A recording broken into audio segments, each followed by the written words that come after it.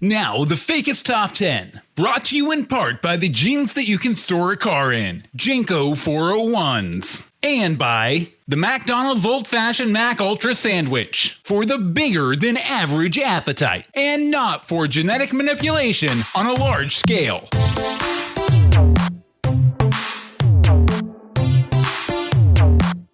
Hello again, and welcome to the Fakist Top 10. My name's Kasum Kasey, and I'm ready to count down the top 10 best Fakist stories from Season 1. I'm all set and ready to go with the latest survey of the Fakist Faithful on the Fakist Faithful Facebook fan page. First up in our countdown, the moment Paul DaFoe's life changed forever during a field report from investigative reporter Ella Fitzpatrick. Here's that perennial heartbreaking classic, Zombie Ice Pick Killer.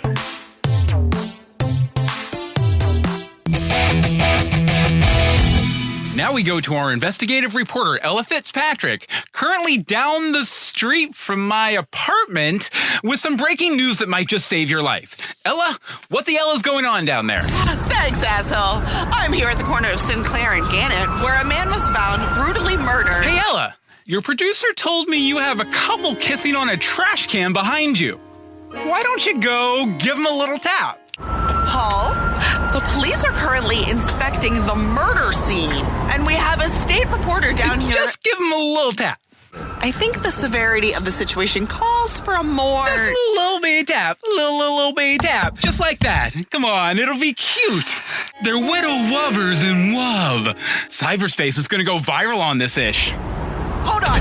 It looks like the killer has emerged from a dumpster. He's now threatening the assembled police force with an ice pick. Paul, we need more people down here. Get him. Shoot him. Shoot him in the head. Shoot him in the foot. Yeah. Wretch that, he's dead. Young lovers it is. Excuse me, Ella Fitzpatrick with the Fakist. What do you want me to ask them, Paul? Ask them if they're loving lovers, loving love. Oh, it's so totes adorbs, just like me and my Cindy. Excuse me, sir, ma'am. My boss wants to know, are you loving lovers in love? Shit. What the hell? Jesus Christ. Cindy? Shit. Cindy! Ella, ask her what the hell she thinks she's doing. Do you know this woman, Paul? Ask her! Paul DaFoe back in the studio wants to know, and I quote, what the hell do you think you're doing? Give me that. You listening, asshole? Stop calling me. I've moved on. Since this morning? Since this morning? He said? It was a big day, okay? Look, I just think it's best if we see other people. I had a feeling. How dare you? On my own show? Breaking news should never. It should never break your heart. Oh my God! The killer has come back to life and has somehow stolen his ice pick back from the police. That's enough, Ella. I've had enough. But Paul, a zombie ice pick killer is on the loose and he's coming after me! Your report is the real zombie ice pick killer, Ella. It flew over the sat link, into the studio, and poked 1,000 little facts into my heart.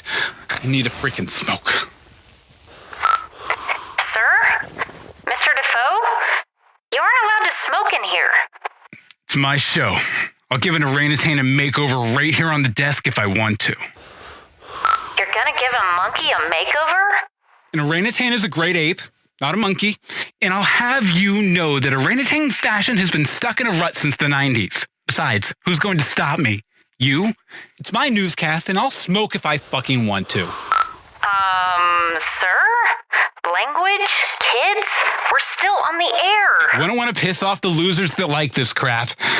Where were we? Let me see. Yep, okay, back to business, right? Kill the feelings, Paul. Bury them. Bury them deep.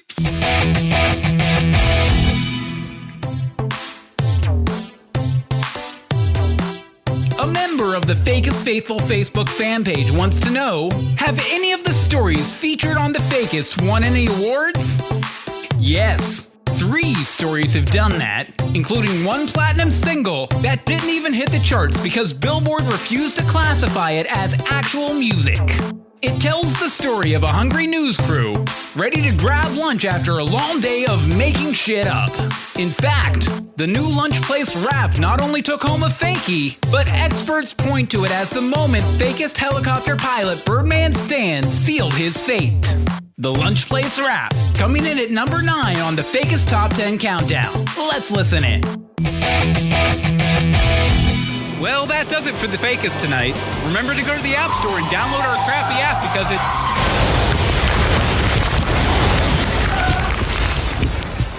Speedy delivery! Birdman Stan is back, baby.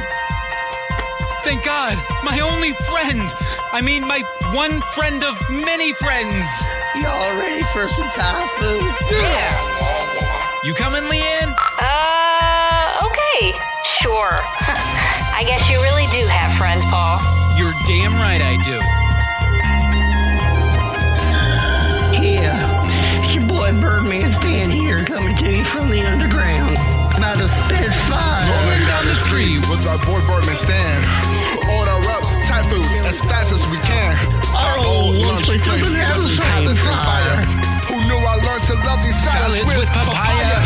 The fake news is broken. We're in a big hurry to fill up our tummies with some motherfucking curry. Beer Run's got a coupon for some free fat mama. We'll put some takeout in the break room so we can eat tomorrow.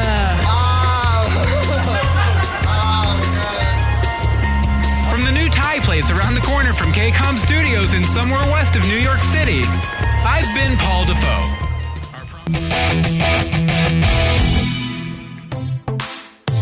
But Madame Capral's Thai Bistro wouldn't remain the new lunch place for long, thanks to some real fake journalism done by Consumer Affairs reporter Martin Zendler. It's a tale of health violations, noodles, and killer bees, and it's coming in at number 8 on our Top 10 Countdown. The Fakist Marvin Zendler is on the job. Martin files his famous Rascals and Rodents report tonight from his hospital bed, where he's recovering from being super old. Martin? Rascals and Rodents, now why don't you get out of here? Zendler's here with his Friday report. Well, this is like something out of a science fiction movie, but it really did happen. In reporting this story, I was chased down and viciously stung 10 times on the face and hands by a vicious gang of killer bees. That's how dangerous it's been for 82-year-old widow Thelma Meeks to come into work at Madame Capral's Thai Bistro, located scant minutes away from the Fakist Studios on the 6700th block of Morningside Drive. Is that the place that we all went to for lunch last week? Madame Capral's has had a nest of killer bees in their kitchen for the last 9 weeks. Beekeepers estimate that the swarm is 300,000 bees strong. That's 250,000 nasty, buzzing, stinging bees. My name is Reginald Fitzgerald, and I am the leading global expert in Thai restaurant bee infestations. These, my dear Martin, are African killer bees, and they hate heat. Their nest is right above the stove. So you're saying you shouldn't cook around bees? No, sir. Lucky then that Miss Meeks decided to call my Rascals and Rodents hotline to let me know about her working conditions. Friday, 1:24 p.m. I have called just about everybody who has anything to do with something like this. I thought that the city would surely take care of it, but they came out to my house and stood outside and laughed at me. End of messages. Well, now, bees are a necessity. They provide life to flowers, but then again, they bring harm to people who cook Thai food around them. And if the bees weren't enough, we've obtained the health department report card for Madame Capral's first 9 weeks. Hey, Martin, wait. As somebody who had an awesome lunch there last week, is there anything I need to worry about? Well, if you'd listened to the damn story, you'd know, Paul. Now, this health report card reveals that the restaurant had a mouse and mouse droppings in the cooler, as well as several complaints of roaches. There are also reports of uncovered food in the freezer and giant mutant flies running the cook line after 5 p.m. And of course, Madame Caprow's had, say it with me, gang, grab in the soda machine. Oh God, I had a cola. I ate food cooked by mutant flies. I'm going to be sick. Thelma Meeks is lucky she wasn't harmed by those bees, but she wasn't too happy when she heard a new development earlier today. Mr. Zindler, you aren't allowed to be back in the kitchen. Miss Meeks, you don't have to worry anymore. This restaurant is shut down effective immediately, and the flies are being reassigned to another Caprow franchise. But Mr. Zindler, this job is everything to me, and the food is so good. Can I take some with me? Afraid not. Might have been gunked up by those bees. Now let's get you out of here before we... Buzz bees, get him. He wants to keep us apart. Get him, my pretties. Jesus Christ! Get him off me! Get these down behind me, you little piece of shit! And that was the scene that landed me in this hospital bed. But not even Africanized bees or their widow queen could stop me from doing my part to keep you folks safe. Have a good weekend. Good food, good grief, or whatever makes you happy. For the Fakist, Martin Zindler.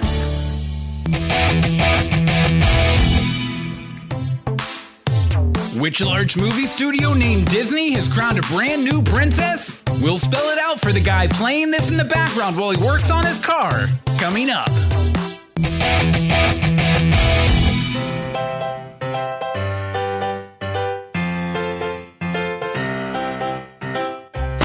Slashing a tire? Rent a Kid. Burning evidence with fire? Rent a Kid. Committing a murder? Get out of here! We'll kill you! Rent a Kid. Protecting our southern border? Rent a Kid. I'm Lydia Applebottom, founder and CEO of Rent-A-Kid. Your life is busy. Save time. Use a child for the crime. Our curated team of task kitties are at your beck and call, ready to help you commit misdemeanors or felonies at a moment's notice and at no risk to you. Just use our app to request a kid, and through our partnership with Uber, we'll have a kid you look at this bit. Hey kid, get in. You can even track your minor miracle with a GPS. Get 10% off by using the promo code TheFakist. All one word. Law people everywhere probably know most kids under 13 won't be tried as adults. Using kids for your crimes means nobody does the time. You might ask yourself, but what about the kids? No worries.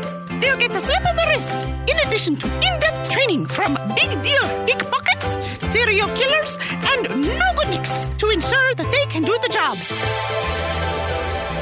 I can kill a man 3 times before he knows I'm there. I'm great with breaking and entering, as long as I get some Lunchables. Mommy says I'm a big meanie, but being a big meanie is my job now, thanks to Rent-A-Kid. I got to be an assassin. I just learned it by myself. I self-taught myself just random stuff, but then I started being an assassin, doing assassin work, and having fun. Rent-A-Kid! Download it today and give kids a chance. The Fakist makes no claims to the legality of its advertisements, especially any reference to contracting minors for major crimes. Consult with your local lawyer. Or don't. It's on you, buddy. Don't come crying to us when you get busted. And use promo code TheFakist. All one word.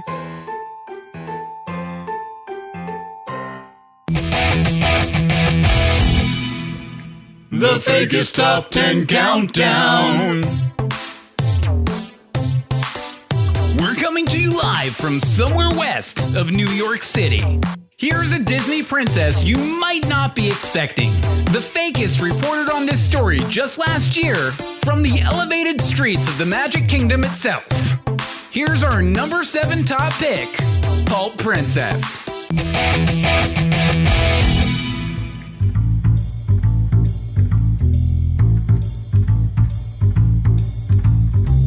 tomatoes are walking down the street. Papa tomato, mama tomato, and a little baby tomato. Baby tomato starts lagging behind. Papa tomato gets angry. Goes over to the baby tomato and smushes him. Says, ketchup. 1, 2, 3.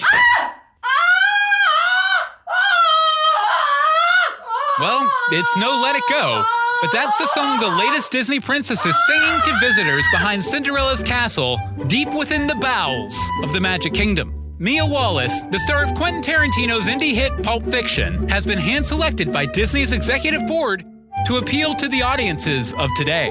Well, gee, with the heroin epidemic being what it is, we thought it was high time little girls in Appalachia and Florida had a positive role model to look up to. Gosh, Mia is a strong, sassy addict who would have set the world on Fox Force fire if she hadn't snorted the wrong bag. Gosh, that was sad. But then again, so is Disney. Come on, Pluto, let's go chase down another movie studio. What do you say, boy? Princess Mia is also sporting a makeover at her new meet and greet location. Hey, honey, hey, come on over. Come take a picture with me, yeah? All right, come on over. No, you don't want Snow White. You see, here's the problem. Snow White took something from a stranger. You can't take something from a stranger. You gotta be sure if you're taking something, it's from a friend, all right? You gotta have a good friend. You got a boyfriend? How old is he? 6. Okay, you're gonna want to get a boyfriend a little bit older, honey, all right? Get a little bit, someone who can drive, He's gotta have a car. Doesn't have to be a nice car. Just gotta be a good car, okay? Something he can drive you around in. You gotta have good friends. Good friends who are watching out for you, all right? And if you're gonna do something, you always want to make sure you do something with your good friends nearby, Okay, nice big smile now. Good girl. When I started here, they told me that I had to do parades, all right? I gotta go out and meet all the guests and wave and stuff like that. But they want to make me do the parades in a car. And yeah, I just, there's something about an open car. Bad memories. So I told them, look, I'm not gonna do the parade. I'll go and I'll meet the people and I'll shake their hands. We'll go get a drink, whatever. But you can't put me on the back of a car and expect me to do well, So I'm talking with the girls in the back. We're all like damsel in distress. Every one of them gotta be rescued by a guy. Me gotta get rescued by a guy. But you know what? It's not like it's not our fault, hey? All right, Sleeping Beauty, she got some issues with a curse. She went and she poked herself. And, well, of course, then you got Snow White. She's taking things from strangers. You don't take things from strangers. And if you do, you gotta be prepared, huh? You gotta have a backup plan, huh? It's something you gotta be ready for. Want to check out Princess Mia for yourself? She appears daily at 11:43 p.m., 1:52 a.m., 8:27 p.m., and 11 p.m. and a.m. But get there early. Wait times are estimated to be over 4 hours, and security will be enforcing Disney's strict one bump then dump heroin policy at the security line.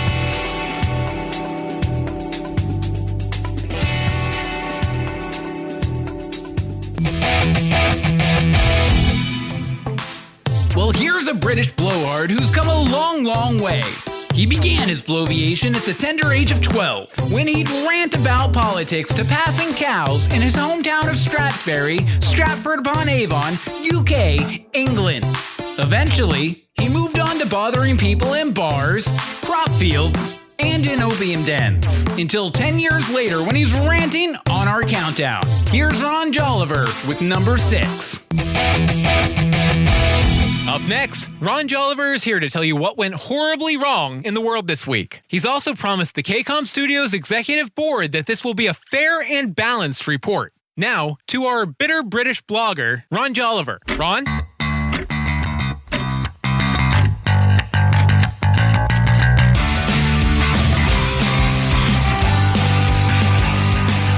Up to the minute with Ron Jolliver.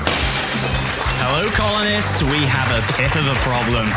We want to do one of our patented sermons on whatever cause I felt like going on about. But a KCOM Studios executive fucked that up for us. What Bertram K. Calm did is so egregious, so daring, that we simply had to address it.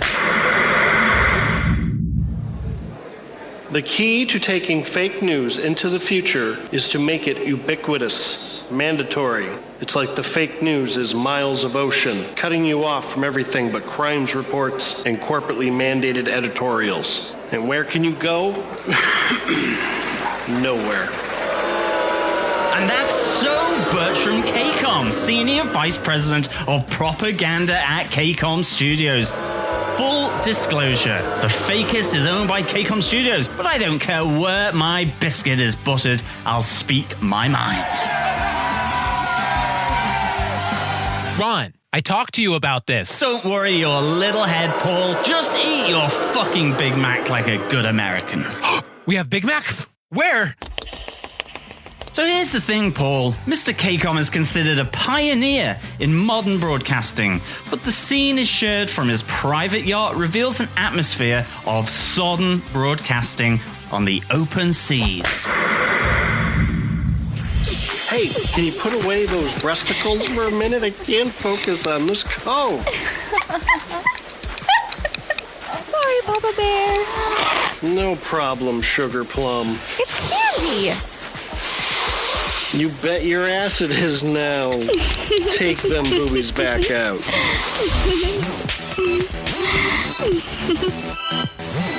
So you might say to yourself, why not just take away their boats? Well, it's a little more complicated than you might think. The cost to apprehend the boats, workers, and drug supplies could cost the US $179,000, which is the entire GDP of Iowa. Are you ready to give up Iowa? Because I'm not. And I'm British. Honestly, it's a little shocking that I care more about the American heartland than you do.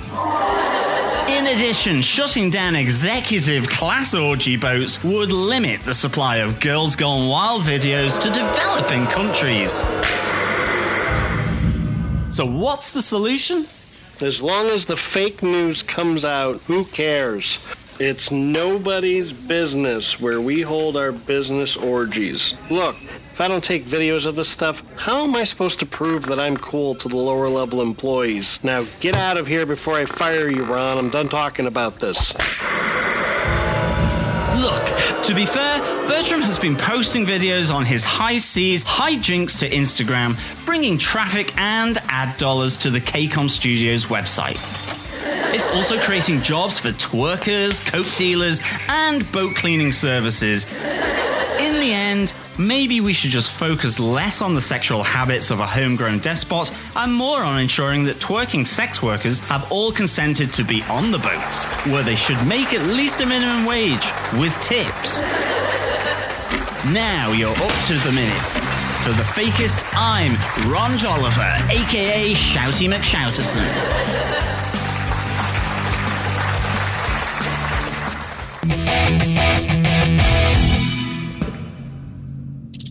The actual size of an aspirin is 1/4 of an inch by 1/6 of an inch. Parallelogram. But the increased comfort you feel, especially when you take like 30 of them, is immeasurable. Aspirin. All the relief of a prescription medication, but with none of the doctors.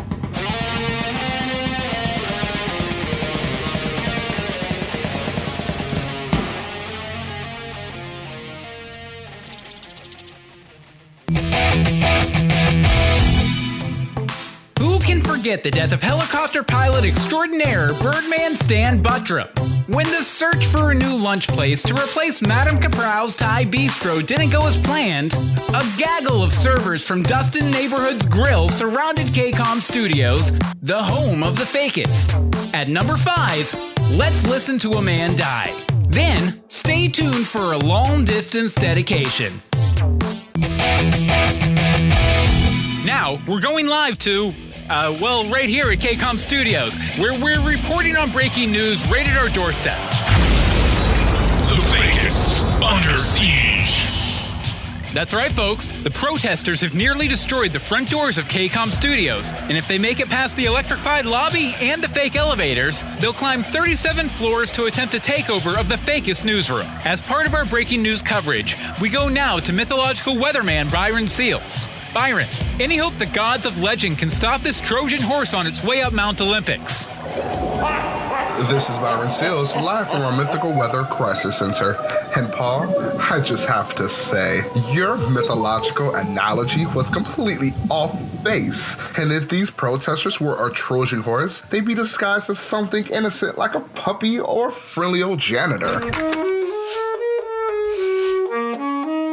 You guys need me to sweep up in here? Not now, Janitor Jim. Okay, Mr. DaFoe. Now, I set out your liquor just like you like. It's in your dressing room when you... Get out! We're on the air! And under siege. Fine, but tell your mother I said hello. You stay away from my mom. You got it, son. Who is that guy anyway? So, Byron, what are the odds that Zeus or Superman or somebody like that can hop on down from Mount Olympus and help us out? Superman is not a Greek god, and it's Mount Olympus, not Mount Olympics. But no, Zeus can't intervene because the last time he was in our realm, I made him say his names backwards. Zeus. They can't return for 90 days. Oh, shit. Thanks, Byron. As we enter minute 12 of the Fakist Under Siege, the protesters have weakened the bulletproof glass, but haven't quite broken through. We go now to Jake Stein, Fakist traffic reporter. Jake, how is this protest screwing up traffic out on Clinton Avenue? Shit's fucked, bro. Thanks, Jack. Leanne, is Birdman Stan in position? Yes, sir. He's high in the sky over the majestic KCOM studios. Whoa. Stay in your lane. I'll handle the poetic transitions. We now join Birdman Stan high in the sky over the majestic KCOM studios to find out if I can make my 7:30 spin class. Stan? Ooh-wee, Paulie, you got a lot of angry critters crawling up your shorts. My mama always said you ought not to kick a badger when he's pissed, and I think that advice rings as true today as it did outside that little shack back in Brookshire, Texas. We can hear about your stupid life later, Stan. Are they in the building? Have they penetrated our bare minimum yet legally sufficient defenses? Hold on, Paulie, I'll take her in for a closer look. They got a couple of tables in it, and they aren't just pounding that door like a pimple on prom night. That sucker's gonna bust any sick. Oh, shoot. There went my Jesus nut. Seriously. Again, this is like the third time this series. Stan, you'd better not crash that helicopter again, or I swear to God I will put a pox upon you and all of your descendants. Them protester types better move their butts before I pepper their pies.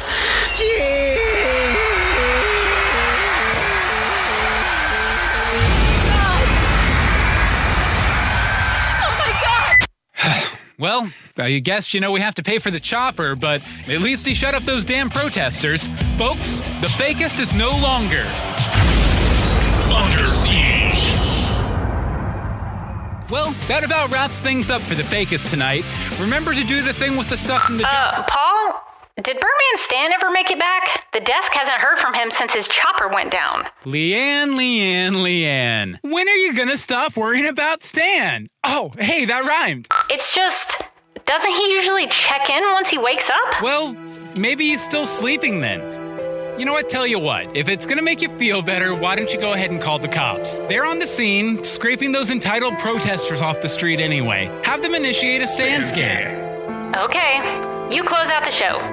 Will do. From KCOM Studios in somewhere west of New York City, I've been Paul DaFoe. Our promise to you, we fake it when we make it. Now go out there and have a hell of a night.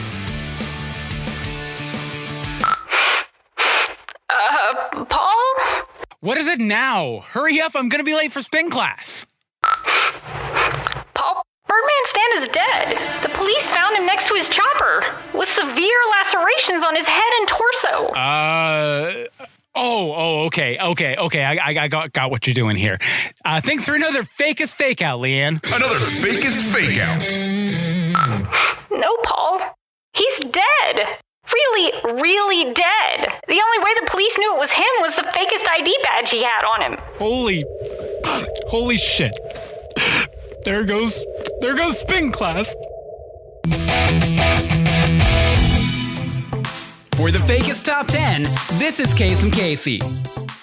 We've got a long-distance dedication for number 4, and this one is about kids and pets, and a situation we can all understand whether we have kids or pets or neither. It's from a man in Hocking Hills, Ohio, and here's what he writes. Dear Kasum, this may seem to be a strange dedication request, but I'm quite sincere, and I'd be pleased as punch if you play it. Recently, there was a happy addition to our family. He's a little Roomba named Arbisca Marful, but he's also the most shit. Let's start again. Play it again, okay? See, when you come out of these depressing as shit stories, man, it's impossible to make the transitions, and then you gotta go into a puff piece like that. Oh, hold on. This one is kinda depressing too. Okay, we're recording? Good. Let's drop the dumbass dedication and get right into it. Ready for number 4, folks? This one features a beloved children's entertainer accepting a job that some of his fans seem to take an issue with for some reason. At number 4, here's Mr. Rogers Returns.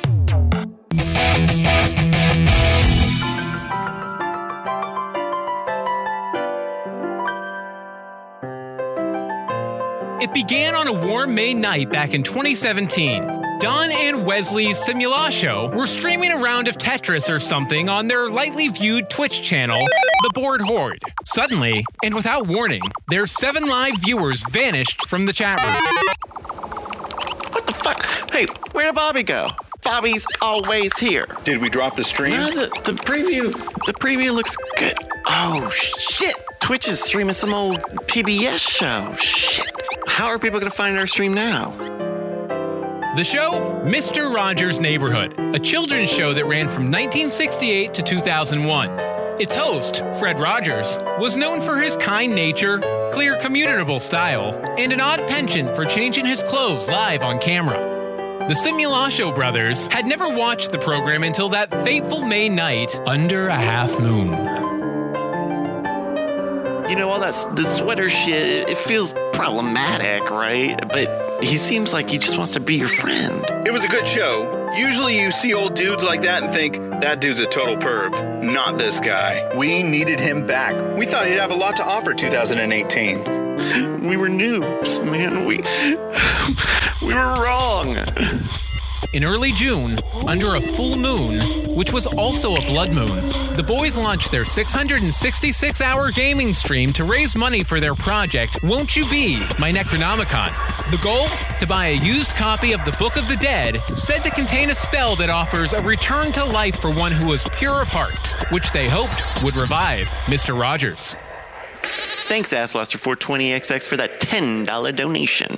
We're going to be sending out your tote bag soon. Mario Fan 69 just donated $5. Guess I'm doing a shot of mustard. Don and Wesley hit their $200,000 goal in less than half of the promised 666 hours. Their June 13th stream, which was a Friday, with its own full blood moon, plus Don broke a mirror that day, shows them read from the cursed text. Their goal? Bring Fred Rogers back from the neighborhood of make-believe.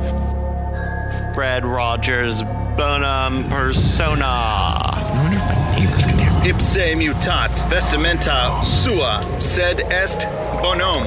Dude, fas e terra vivere. Let's see. Okay, we're just gonna skip to that one. Si non facis ego tristis erit. Si non facis ego tristis erit. As the boys streamed their dark incantations, the earth shifted below Latrobe, Pennsylvania, the almost final resting place of the late Mr. Rogers. 111 and 110. When the authorities arrived, they were shocked to discover a naked man, save for his canvas tennis shoes, leaning against a tombstone with a confused expression on his face. Oh boy, where have you brought me this time, Trolley? The last thing we want to do. We don't want to scare anybody. After thanking him for how much he'd meant to them over the years, the police escorted Mr. Rogers to the Heinz History Center, where original sets and props from his show were stored, in the hopes that, one day, he'd make the leap home. When the news broke, Hollywood came calling, but fate and the White House had different plans. My fellow Americans, this is a great day. It's a great day for all of us. Because today, I would like to introduce, with pride, I have a lot of pride in this. I'd like to introduce the new White House Chief Communication Officer. I mean, he's really the best, folks. He's great. He's huge. You know him, and on his back. So please, America, let's celebrate the second coming of a wonderful man. My neighbor, your neighbor.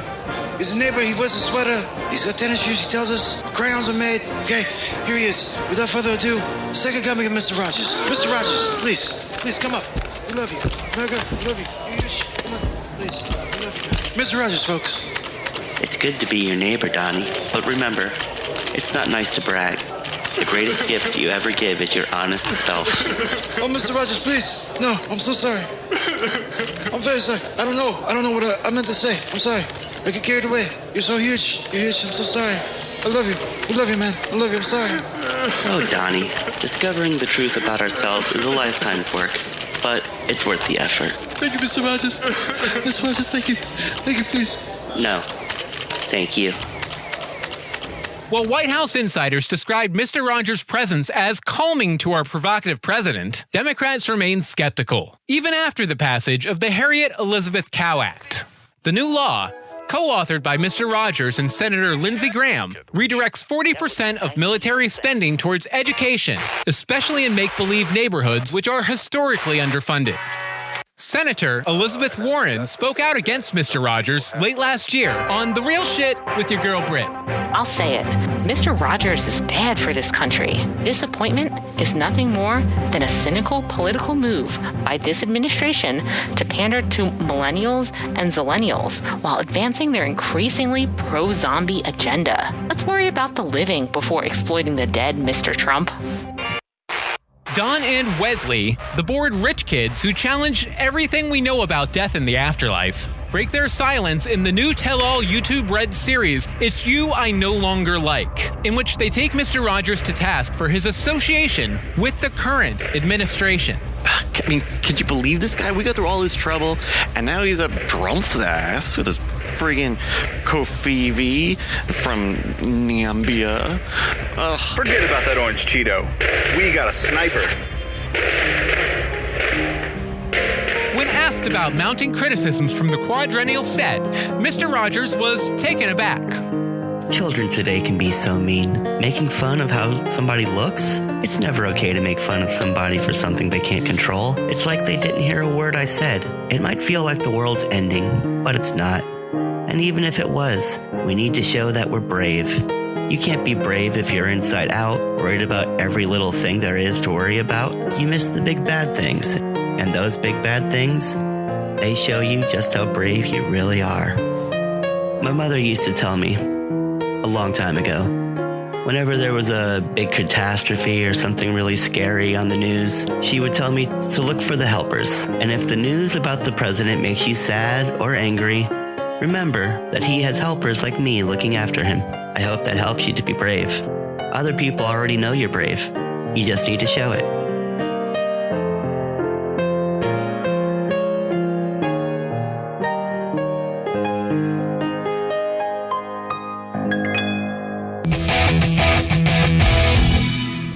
We'll be right back with the Fakist Top 10 Countdown right after these quick commercials.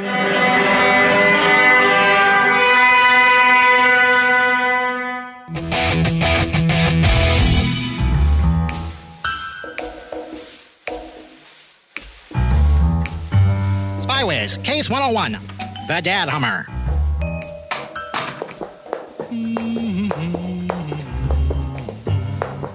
The Dad Hummer has made his move. Use your spy with spyglass to keep him in sight as he skips down the street.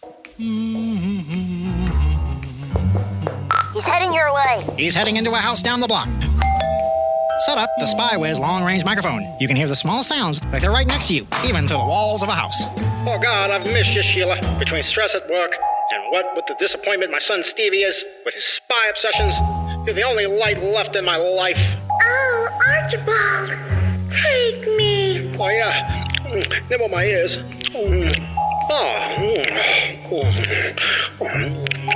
What? Ew, no. What the heck, Dad? You've got them now, Stevie, because you've got Spywiz. High-tech equipment that works way better than you'd expect a kid's toy to work. Everything sold separately. New from Spyco.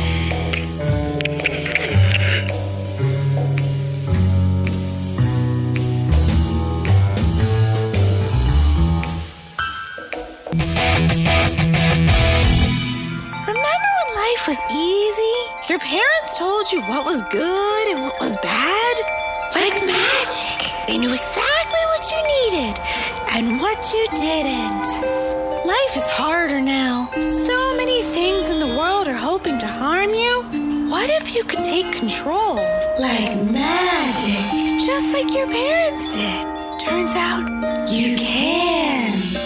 I'm Deborah Dawnstar. That girl you made out with in high school? After the abstinence assembly junior year? My name may have changed, but you can trust me because I sought you out on Facebook after not contacting you for 10 years. So when I say I know the secret to eternal youth and financial independence, you know I'm not fucking around.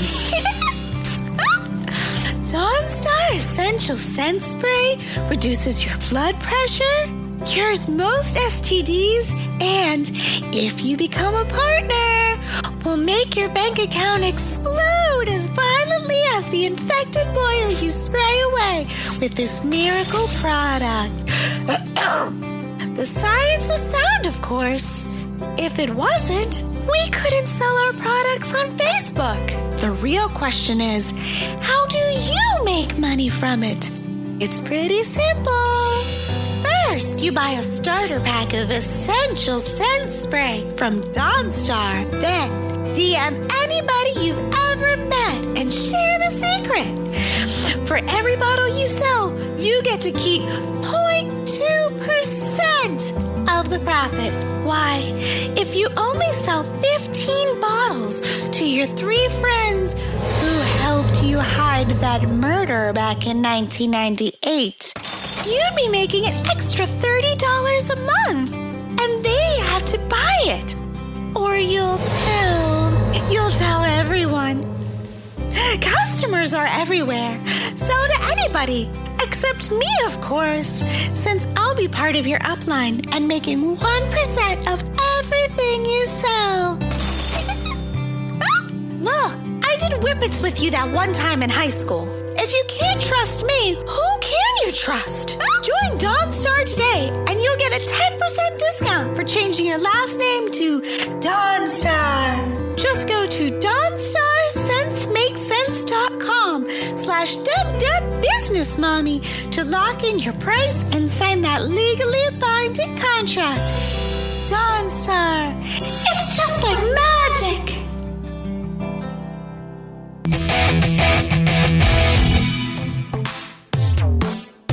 We're easing down the charts at number 3.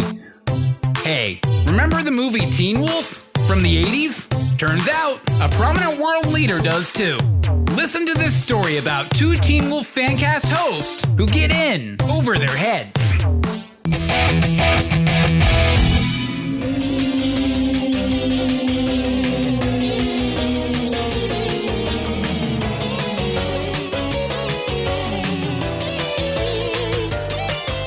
Welcome to Klaus and Paul's Teen Wolf Fancast. We're spitting the hottest theories, news, and general speculation about the hit 80s movies, Teen Wolf and Teen Wolf 2.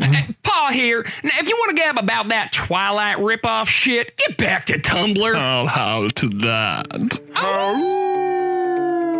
The Claws and Paws Teen Wolf Fancast, founded by Claus Gleason and Randy Paw Shuttle in 2010, has released over 180,000 hours of content centered around the classic Michael J. Fox film Teen Wolf, best known for having a penis in the background during one scene. We've been going at it for 4 nights a week for like 8 years. God damn, has it been that long? Yeah, 8 years now. With 4 downloads a week, you could say that the waves of the information superhighway are ours to command. Hey, give me a keg of beer. Don't worry, that's from the movie He Does That. If the 4 downloads per week weren't enough to justify the time spent on the podcast, a recent guest propelled the 2 nebbish young men into the international spotlight. How did you land this historic interview, guys? Funny story. So, one of our listeners... Your mom. My mom, yes.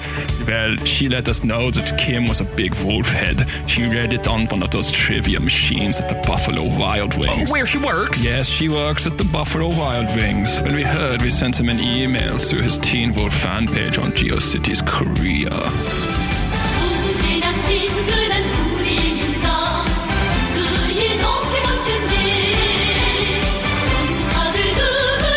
The Supreme Leader received the request, and after determining he didn't have the power to kidnap or execute the 2 young men, he agreed to travel to their home in Hocking Hills, Ohio for an interview. This marks only the 2nd time Kim has appeared on a podcast, the first being WTF with Mark Maron, because of course he was on WTF with Mark Maron. Lock the gates!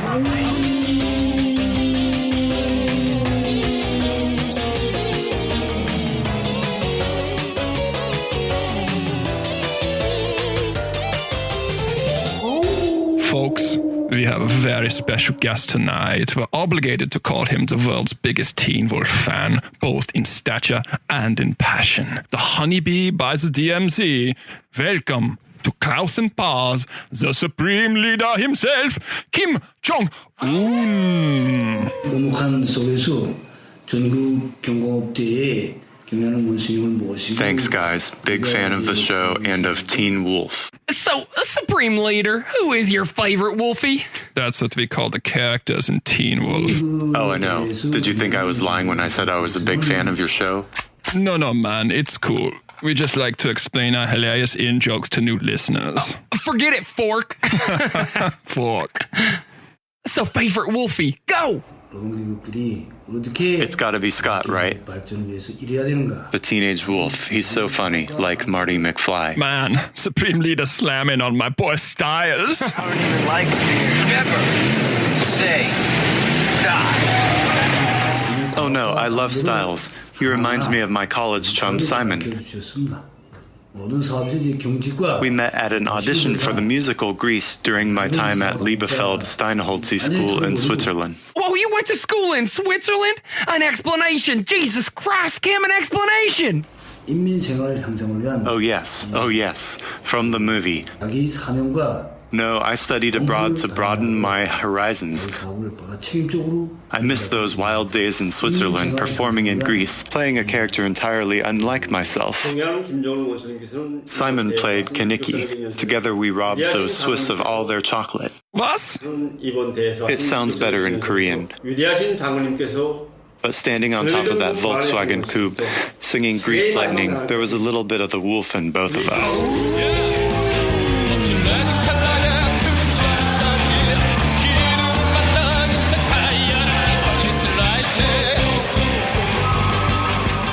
We caught up with the podcasters as they prepared for their big Fancast track panel at UltraCon in Atlanta, Georgia. Hey guys, so how have your lives changed after the big interview? It's been amazing. Absolutely amazing. There were like millions of people who heard a clip of us on the news. I'll bet you got a big jump in downloads too. We're up to 12. Have you guys heard anything from the U.S. government? Pretty weird that they just let Kim flit over here without a big hubbub. We don't need to talk about that. Oh, the Jello, fat boy. They could be anywhere. We haven't talked to him, Mr. DaFoe. Whatever you say, boys. Wink. Scheiße, they saw him. We have to go, Pa. On it, Klaus. Wolfmobile, to us.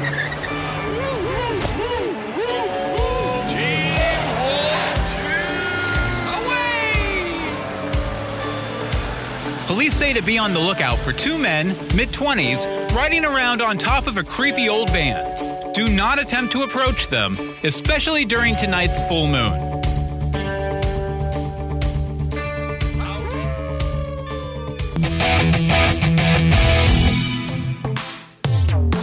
DaFoe, the head anchor of the the Fakist, is much beloved for his on-air outbursts, which go viral on a regular basis whether he wants them to or not. After the death of Birdman Stan, he flipped the flip out again in this classic clip. At number 2, here's Paul Quits the Show.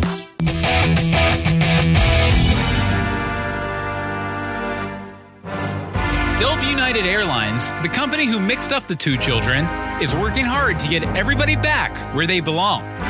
But they were willing to admit it was a pretty big fuck-up. Pretty big fuck up. Leanne, what the shit is going on? It was a pretty big fuck up. Oh, shoot, Paul. I'm sorry. I heard a noise outside the control room and got distracted. I thought it was a shooter or something. Jesus Christ, Leanne. We have an electrified lobby. Everybody knows that. We're fine. And we still have 8 more ads to do. Do you want the sales team to have to cancel their team-building tropical cruise? Because I don't. I said I'm sorry. Tell that to the water slide Kathy won't be able to go down in the middle of the ocean. Or the retired oil tycoon she was going to marry one night after too many Mai Tais. Who gives a darn about him, Paul? Excuse my language, but who gives a flippin', dangin', crunchy darn about him? Birdman Stan is dead. He was such a sweet old guy. Remember when he flew that banner I made? Oh, the banner you made completely of your own volition and without my involvement that eventually led to the death of Birdman Stan as well as several waitresses? Of course I remember that. We all do. It was only 2 episodes ago. We were so young then. So naive. What? What the heck? Paul, don't you blame me for this. If you hadn't paved off that darn restaurant, none of this would have happened. So what, Leanne? What do you want me to do? Accept responsibility and take the whole fucking showdown with me? The world needs us, Leanne. You said it yourself. Well, then maybe I was wrong. As far as I can see, all the fake news seems to do is hurt real people. Well, you know what? It didn't used to. Not before you walked in through that revolving door. You told me once that, to you, I am the fake news. If all the fake news does is hurt people, then what does that say about me? I don't know, sir. And now you're not even calling me Paul. What do you want? For me to take the blame for Stan's recklessness? Well, if the shoe fits.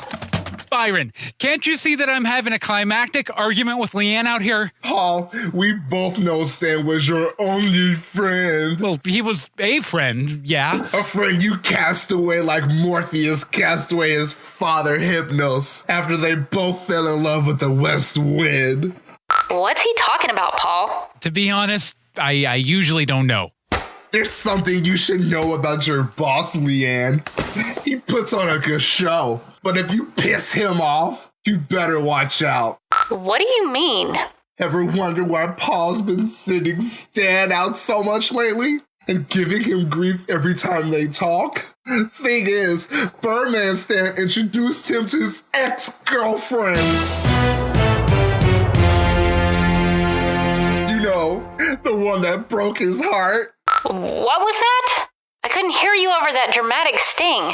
Stan died because of Paul blames him for Cindy dumping his sorry white ass. How dare you? Tell me I'm lying. I never said you were lying, but how dare you call me out on it? My white ass is sorry, okay? Leanne's right. All I ever seemed to do was hurt the people I thought I'd fooled into loving me. It's been put into stark fucking contrast for me the past few months. I might be the first person to realize this, but maybe that's all the fake news is good for. Confusion, chaos, and pain. And now Stan's dead. My friend is dead. And it's all my fucking fault. I get that, okay? I fucking get it! Paul! Calm down. You couldn't have known. There's your fucking fake news, you ungrateful assholes. I tried to build something here, but all anybody ever does is turn against me. You're all just jealous because I'm so awesome at my job, you succubusses. You know what? I'm gonna go. I'm done. Good luck finishing the show without me.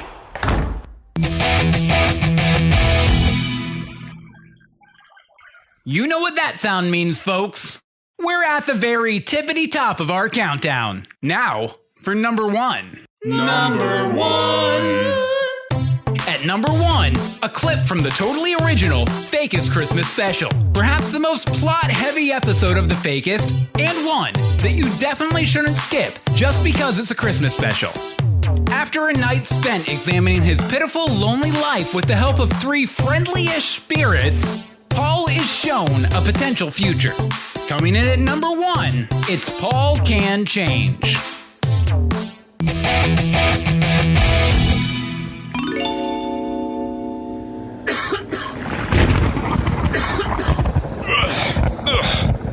Oh God, how did I get here? Is that KCOM Studios? It is, but why are all the lights off? There hasn't been light here in a very long time. I am the 3rd and final spirit. Why are you dressed like that death guy from Bill and Ted's Bogus Journey? Are we gonna play Clue? I call Professor Plum. I'm here to show you what might happen to the world if you don't change your ways. So, like a Christmas Carol. Look, buddy, did you ever think maybe that Dickens jerk stole it from us? It's supernatural appropriation, the lot of it. Much like Bill Murray, you do well to heed the lesson I'm about to impart.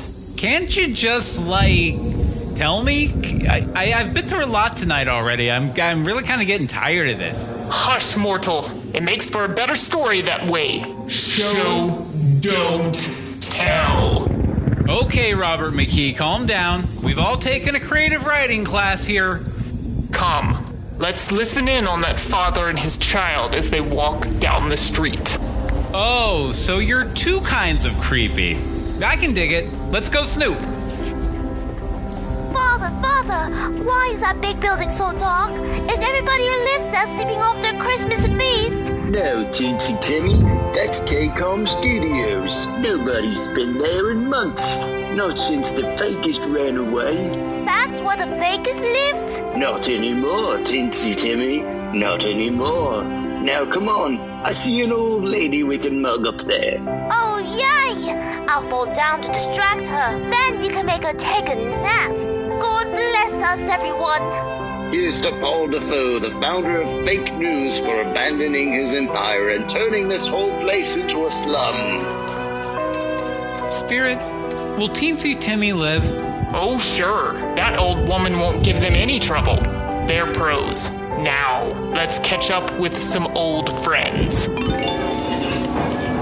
Holy shit! Is this Madame Capral's? I thought they closed. They did, but a city ordinance demands every Thai, Chinese, sushi, and Asian fusion restaurant remain open for business. But they had giant flies cooking the food. Could you really tell? No, the food was delicious. Hey, it's Byron, Grace, Ella. That poor girl. 2 months on the job and the boss runs screaming from the building. She'll come out okay. Well, she's still up there in her control room. Doesn't she know what they're going to do? She has to. The real news is doing Carlos about it. How could she care so damn much about the damn newscast? He hasn't given a shit about any of us in years. Hey, can we get that check? My range time is coming up. The control room. Is that Leanne? Sorry, I know I'm asking a lot of times, is that this person? I'm just trying to confirm. My eyes aren't believing this. Plus, didn't Ron already show me what happens to her in the future? You're slipping, Paul. Don't you know a fakist fake out when you see one? Another fakist fake out. She looks awful. Like my mom the day after one of her semi-monthly intercontinental benders. Time hasn't been kind to her. My name is Leanne Snyder. I'm coming to you live from Christmas Eve 2019 to tell you how I killed the Fakist. In this timeline, she kills me? Way to go, Leanne! I didn't think you had it in you. When I was working as a local news producer back in Alabama, I felt stuck. Sure, the stories were easy, charity raffles and football mostly, but I couldn't help but feel like what I was doing didn't really have much impact one way or the other. One night, some of the anchors were making fun of this guy, Paul DaFoe, the Fakist. Those bastards. They made it sound like he was the enemy of journalism. I tuned in so I didn't fall behind on the office small talk, but the show was actually pretty good. Sure, the stories were all fake and there was a bit more cursing than I was comfortable with, but Paul made it all seem important and rewarding and fun. I always knew I liked her. He didn't seem to care what other people thought of him, about how they saw him. Love him or hate him, he went for it. I really admire that. I tried being an anchor in college, but it didn't last long. I was too worried about mispronouncing a word to be any good at it. I wasn't any good at the one thing I always dreamed of doing. When Paul left, when everybody left, I realized I needed to be more like Paul. See? She's a very smart woman. But I'm not like Paul. You are, thank God. I tried. Oh man, did I try. I rehearsed the first newscast for days. It was awful. Pacing was off. Stumbled over the script. Heck, I even caused our new MMJ to quit while he was delivering his first story.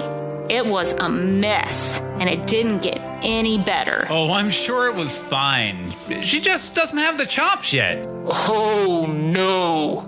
It was a total crap fest for months. You'd think after a few weeks of bad newscasts, she'd get the hint. I tried to save the Fakist, Paul. I really did. But it's too late now. Now, I'm the only one left. And I've decided I'm going down with the ship. Should be starting pretty soon. Might as well turn on Channel 7 and see what they're saying. We're live across the street from KCOM Studios, former home of the Fakist propaganda program, where in less than 1 minute, this construction crew will begin a controlled demolition to destroy the venerable building, which has been pumping out crap for over 40 years.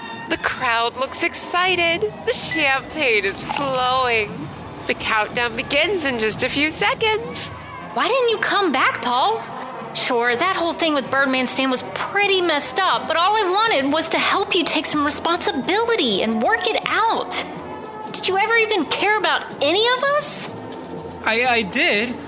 I do. I'm sorry, Leanne. You came in at a pretty weird time in my life. I guess, I wasn't always the best boss. Come here, Mr. Free 7-Up. Let's watch it burn together. No, Leanne, you've got to get out of here. From KCOM Studios in somewhere west of New York City, this is the Fakist. Run, Leanne, run, get out of here. Come on, Spirit, come on. We have to help her. Come on, let's go. I'm sorry, Paul. No!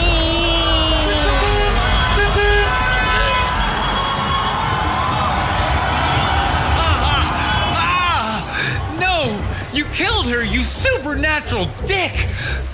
If you'd care 1/10 as much about anybody in your employ as you do about yourself, this could have all been avoided.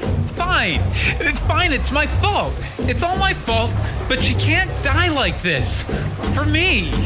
For nothing. Spirit, is it too late? Is this the real future or another fake one? If things continue as they are, this will be Leanne's fate. Well, then I'll change. I will. I care about everybody at the Fakist, except Ella. I'll listen to all their boring-ass stories about their boring-ass lives. But I'll really listen. I'll do anything. I'll stop drinking. I'll stop smoking. I'll even stop stealing from the Give-A-Penny tray at Juan's Bodega. Why don't you ask her? Leanne? There, in the rubble. Come, Spirit, you gotta help me. Leanne. Oh, Leanne. Cut down in your prime. You could have been so great. I saw that spark the day I interviewed you. If I'd been there to help you, show you the ropes, if I'd stayed, maybe you wouldn't have been so scared.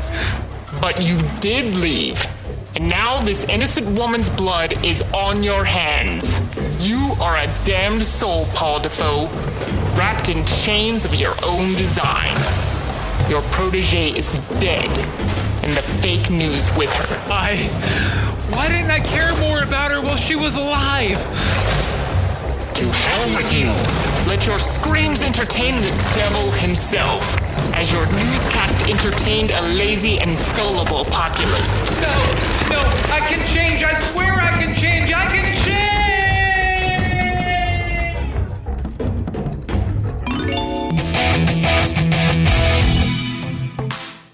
And there you are.